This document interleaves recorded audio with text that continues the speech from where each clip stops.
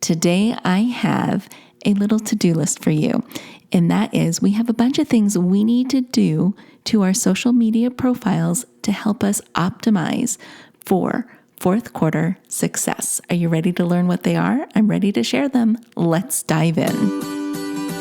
Hey there, welcome to the Lora Shipman Show. We hang out here weekly to talk about things like social media, entrepreneurship, marketing, tools, strategies, tips, and it all starts right now. Hey there, before we get started with this show, I just want to share my passion with you. I love teaching people just like you how to master social media for business, breaking it down into easy to consume and easy to execute steps so that you can see immediate results. So whether you want to start a social media consultancy or grow your brand's presence on social media, I can help. I can help you get started and master all the things that you need to know. So I want you to go over to my website. It is filled with resources, tools, tips, and courses. Visit lorashipman.com. That's LORA Shipman.com to get all the goods. Now, you ready for the show? I know I am. Let's get started. Well, hey there, everybody. Thank you for tuning in today. I'm excited to share with you some tips on how you can optimize your social media profiles during the holiday season. So grab your pen and a piece of paper and let's jot down some notes. All right, jump in right in. The first thing you want to do is update your profile pictures and banners with holiday themes. Ideally, let's think about Facebook, for example. You've got a Facebook business page and even LinkedIn too. You have all this real estate at the top of that page, and so many of us don't use that effectively. Think about how you can change that to optimize your fourth quarter goals for your business. What is it that you want your audience to focus on? You have all this space to send a message to your audience on LinkedIn and Facebook specifically. Now, for something like Instagram, for example, update that profile picture, right? If it makes sense for you to put a Santa hat on or to dress in a certain way that screams the holidays, go ahead and do that and use Canva to help you create these designs. I love using Canva for this exact purpose. Now, if you're going to make New Year's resolutions in January, resolve to change your banners every quarter so it reflects what your business's seasonality is for the year. It's going to help you send that message to your ideal customer. And you know what they say, right? It takes 7 to 12 times for somebody to see a message for it to imprint on their brain. So if you have your message out in front on your Facebook and LinkedIn banners, so every time they visit your page, they're going to see that messaging. It's imprinting, right? Along with your posts and everything else that you're putting out there. So really resolve to do that in 2025. And I'll probably come back in January and talk about New Year's resolutions and how to optimize your social media and your business for 2025, but that's for a later podcast episode.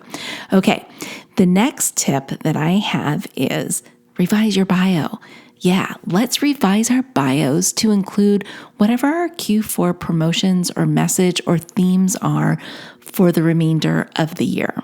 So this could include lots of things. It could include special promotions. It could include holiday hours, if that makes sense for you, seasonal products. And don't forget, when you're doing all of this updating, to include a clear call to action or CTA that directs your visitors and your audience to your holiday landing page. And hopefully we will have that somewhere on our website, or maybe it's a sign up form, or maybe it's, a special offer that you want to send them to. Make sure you're doing that. Make sure your links are matching up. I know a lot of us use Linktree on Instagram so we can get those extra links in there. What is that Linktree saying right now? What have you looked at that lately? I know just recently I looked at mine and I couldn't believe how outdated it was. So now's a good time to update your Linktree. And if you don't know what Linktree is, it's a special app. It's linktr.ee. I think that's where the dot goes. Anyways, what it allows you to do is have multiple links that you could drive your audience to, whether it's on Instagram or TikTok, because a lot of these apps will only give you one link. And if you can make that one link a link tree that lists like a half a dozen, or if you have the paid version of LinkedIn, you can do so many more. I'll put my LinkedIn in the show notes, my Linktree in the show notes so you can take a look at mine, and then maybe it'll give you some ideas about how you can use Linktree for yourself. And while we're on the topic of links, it is really important to think about the links you're going to be using during the holiday season. Think about your website. Is there a certain page or tab that you can add to your website? Or if you're on MailChimp or Constant Contact or something like that, and you nurture an email list, think about how you can create a free landing page that is holiday focused through those apps. So think of different ways that you need to optimize your presence online. So it's not just about social media, it's about digital marketing as a whole and how you're actually pointing your audience to go to different places on the web so that they can get more impact and value from you, your products, and your services. So this brings me into my next little tip or hack, and it's all about a pin or a highlight. And here's what I mean. On Facebook, we have the opportunity to pin certain posts to the top of our Facebook business page.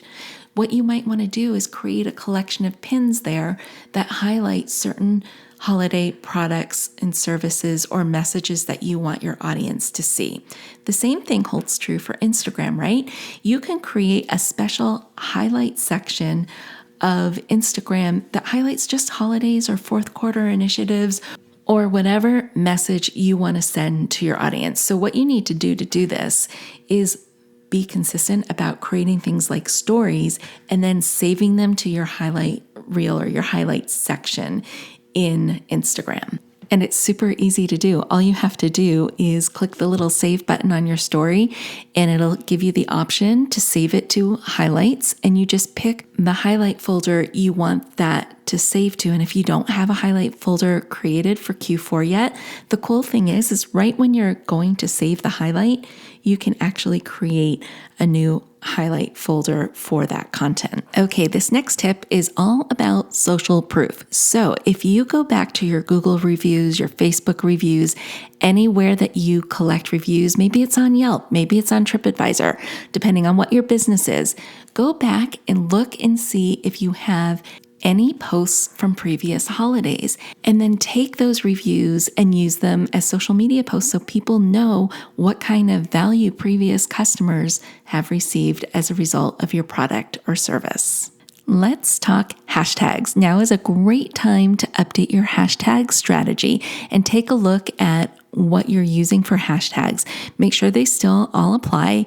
Make sure you're mixing them up. You're using some broad hashtags, you're using some niche hashtags, and then, of course, create some hashtags that are just holiday centric. This will help drive more visitors and audience members to your content and to your accounts. Okay, my friends, that does it for this episode. I hope you enjoyed it and I hope it was helpful. And I hope it gave you some ideas of how you can optimize and amplify your profiles during the holiday selling season. Okay. If you found value in this podcast episode, I really hope you share it with a friend, share it with somebody who needs help maximizing their social media efforts. Until next time, stay safe, stay healthy, but most of all, stay social. Hey there, I just want to say thank you for spending time with me here today. I know your time is super valuable, which is why I am dedicated to providing lots of usable, actionable information in the shortest amount of time possible. Before you go, please don't forget to hit that subscribe button so you don't miss a future episode. And if you have ideas or topics you would like me to cover in an upcoming show, let me know about it in the comment section provided.